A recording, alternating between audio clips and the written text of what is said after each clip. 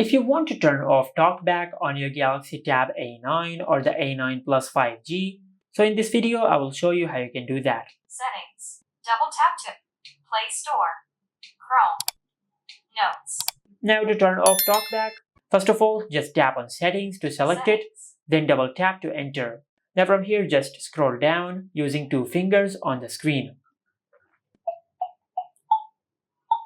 After you find the option of accessibility, then just tap on it to select it, then double tap to enter. From here, just tap on TalkBack, then double tap to enter. Now just tap on Turn On, then double tap to turn off. Select Turn Off, then double tap to turn off TalkBack. And after you do that, as you can see, we have successfully disabled TalkBack on our tablet. Just like that. And this is how you can turn off TalkBack on the Galaxy Tab A9 or the A9 Plus 5G.